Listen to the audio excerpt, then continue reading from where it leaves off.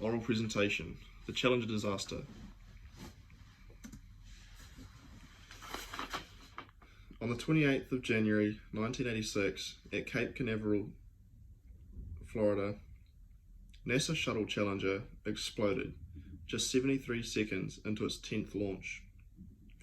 On board the craft were Gregory Jarvis, Judy Resnick, Dick Scobie, Ronald McNair, Michael Smith, Alison Onizuka, and Krista McAuliffe, who was a teacher, selected to be the first civilian to go into space as part of the Teacher in Space program, a NASA initiative to get more young people interested in space and space exploration. Thousands of spectators were there to watch the launch and were shocked with the catastrophic explosion that unfolded.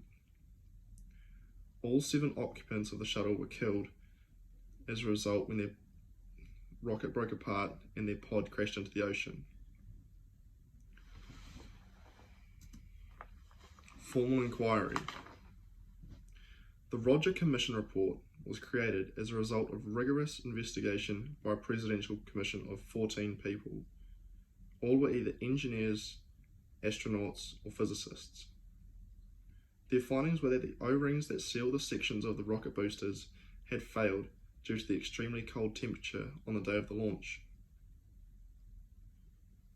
This formal inquiry highlighted that both NASA and its contractor, Tyson Chemical Company, who were employed to conduct testing of the shuttle's solid rocket boosters, had not appropriately responded to the O-ring component issue, even after O-rings were found to become damaged during the testing phases at Tyson Chemical Company. This inquiry also highlighted the effect that the cold weather had on the O-ring's ability to maintain a gas-tight seal between the booster pod segments, and the poor management decisions that were made to attempt launching the shuttle on such a cold day.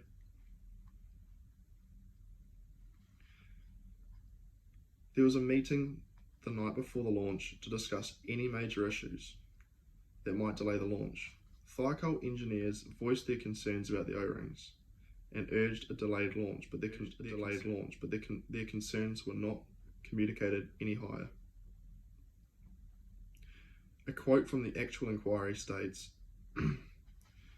"Despite the presence of significant amounts of information and the occurrence of at least one detailed briefing at headquarters on the difficulties with the O-rings, the NASA and Tyson managers failed to understand or fully accept the seriousness of the problem. There was no sense of urgency on their part to correct the design flaws in the solid rocket boosters. No one suggested grounding the fleet, nor did NASA embark on a concerted effort to remedy the deficiencies with the O-rings performance."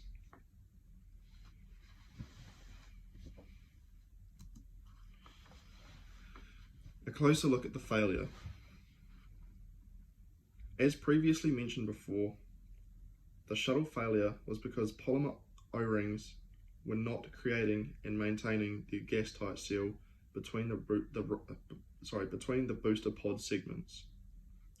The overall result of this was that the burning gas was able to escape and come into contact with the external fuel tanks, which caused this massive explosion.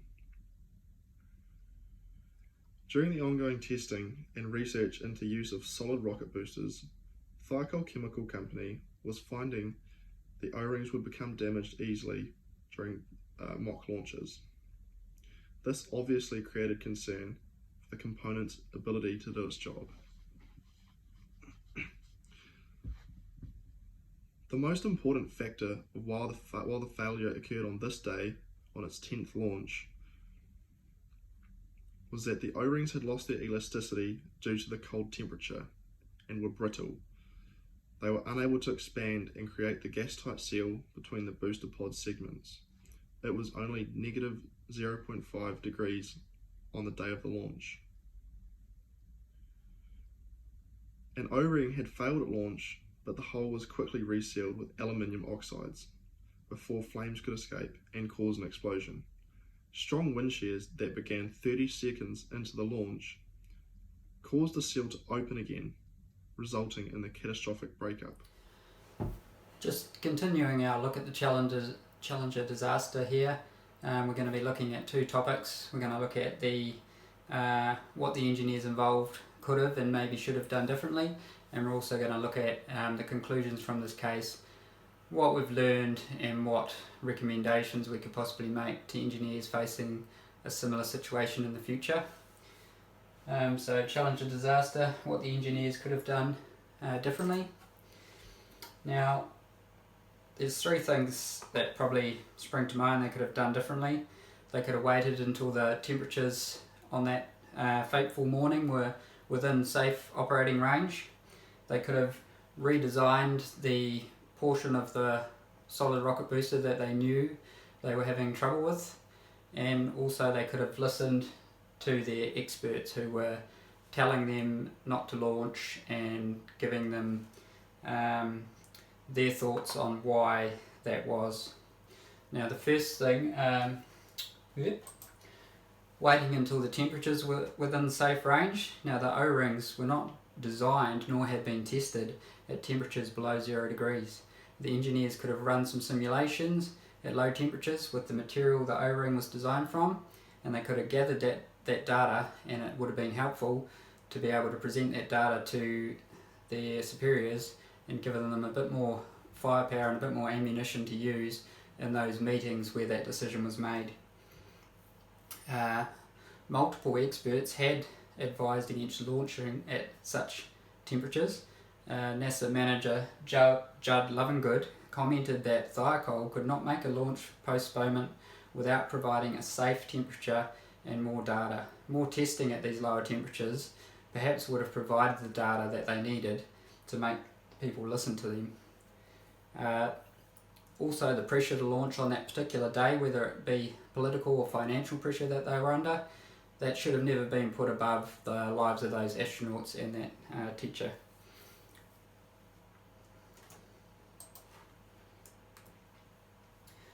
The part in question, the faulty O-rings, now that system could and should have been redesigned, probably from scratch, if they knew they were having issues with it.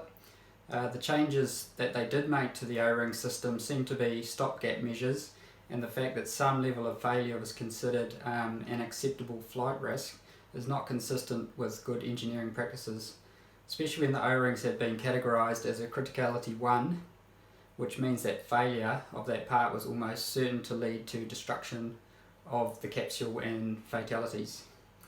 The engineers were relying on a second O-ring as a backup, and as Sally Ride stated when questioning NASA managers before the Rogers Committee, she said it is forbidden to rely on a backup for a criticality 1 component.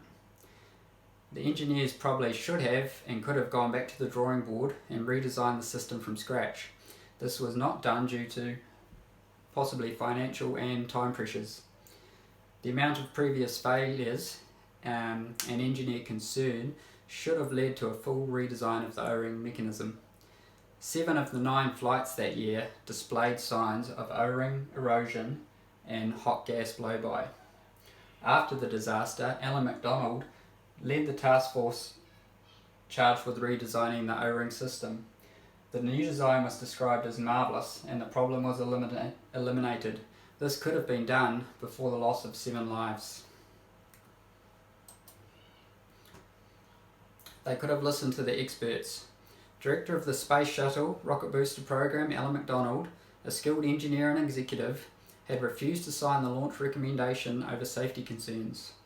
Engineers at the Marshall Space Flight Centre wrote to the manager of the Solid Booster Rocket Program, George Hardy, on several occasions suggesting that Thiokol's field joints were unacceptable, and Hardy did not forward these memos to Thiokol, and the field joint design was accepted for flight in 1980. Engineer Bob Ebling wrote a memo titled Help and told his wife the night before the launch that the shuttle would blow up. His concerns were largely ignored.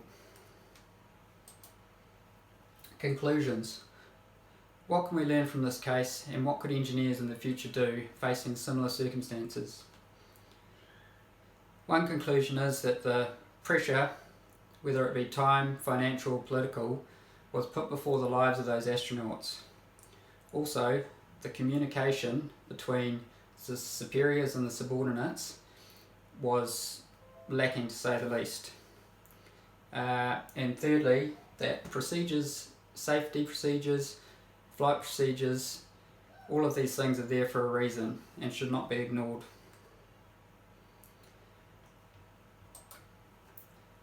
Lives before financial pressure and time deadlines. The lives of the Challenger crew could have possibly been spared if there was no pressure to adhere to a budget or meet particular timelines. While engineers, we sometimes have to work within certain budgets, we should never put lives at risks for the sake of dollars, and if necessary testing was done, pre-production, it could have saved lives, time and money. The cost prohibited redesign, but how much did it cost in the long run with the search and rescue efforts, the publicity, the cost to NASA having to shut the space shuttle program down for close to 3 years?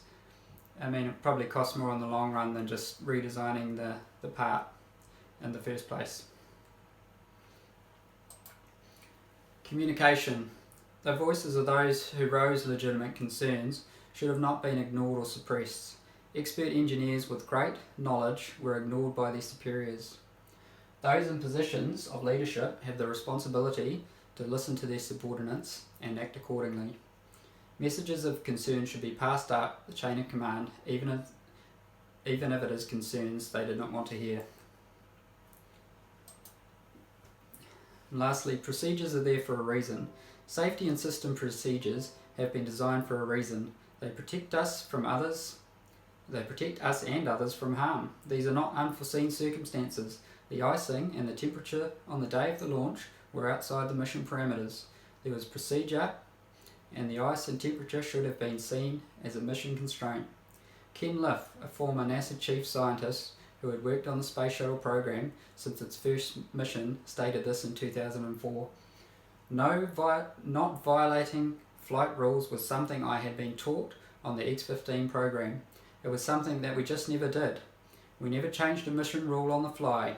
We aborted the mission and we came back and we discussed it. Violating a couple of mission rules was the primary cause of the Challenger accident. Thank you.